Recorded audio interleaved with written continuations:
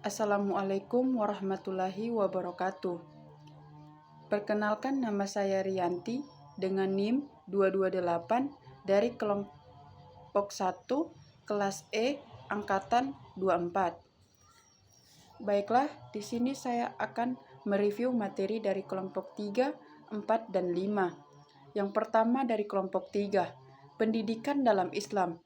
Pendidikan dalam Islam adalah proses membentuk manusia secara utuh, jasmani, rohani, akal, dan akhlak, agar menjadi hamba Allah yang beriman, berilmu, dan berakhlak mulia. Tujuan utamanya adalah mencapai kebahagiaan dunia dan akhirat. Bagian A, konsep dan praktik pendidikan Islam. Pendidikan Islam bukan hanya soal ilmu duniawi, tetapi membentuk manusia agar mengenal dan taat kepada Allah. Dan tidaklah aku menciptakan jin dan manusia, melainkan agar mereka beribadah kepadaku. Quran Surah Az-Zariyat ayat 56. B. Konsep pendidikan dalam Islam. Pendidikan mencakup aspek akidah, akhlak, ibadah, dan muamalah yang menanamkan nilai-nilai keislaman sejak dini. Wahai orang-orang yang beriman, peliharalah dirimu dan keluargamu dari api neraka. Quran Surah At-Tarim ayat 6. C. Metode dan sistem pendidikan dalam Islam. Menggunakan metode seperti keteladanan, nasihat, diskusi, dan praktik langsung seperti yang dicontohkan Nabi Muhammad SAW. Sesungguhnya, aku diutus hanya untuk menyempurnakan akhlak yang mulia. Hadis riwayat Ahmad. D. Peran pendidikan dalam pengembangan karakter. Pendidikan membentuk karakter berakhlak mulia, jujur, amanat, dan bertanggung jawab. Sungguh telah ada pada diri Rasulullah itu suri teladan yang baik. Quran Surah Al-Ahzab ayat 21. Kelompok 4 yaitu pemikiran dan filsafat Islam.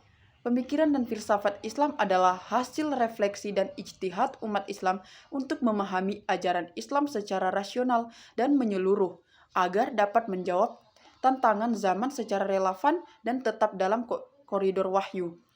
Bagian A itu pemikiran Islam. Hasil pemikiran umat dalam memahami Al-Quran dan Sunnah menggunakan akal secara kritis untuk menyelesaikan masalah umat. Dan orang-orang yang bersungguh-sungguh untuk mencari keridhaan kami, benar-benar akan kami tunjukkan kepada mereka jalan-jalan kami. Quran Surah Al-Ankabut ayat 69. B. Tokoh dan pemikiran Islam. Tokoh seperti Al-Farabi, Ibnu Sina, Al-Ghazali berkontribusi dalam bidang filsafat, kedokteran, logika, dan etika.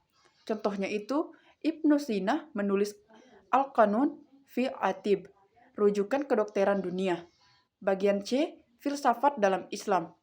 Filsafat Islam menyelaraskan wahyu dan akal untuk memahami kehidupan etika dan hakikat penciptaan. Sesungguhnya kelebihan orang-orang yang berilmu atas ahli ibadah seperti kelebihan bulan atas seluruh bintang. Hadis riwayat Abu Daud. D. Peran pemikiran Islam dalam ilmu pengetahuan. Islam mendorong pengembangan ilmu dan tokoh-tokohnya menjadi pelopor sains modern. Tuntutlah ilmu walau ke negeri Cina. Hadis riwayat Al-Baihaqi.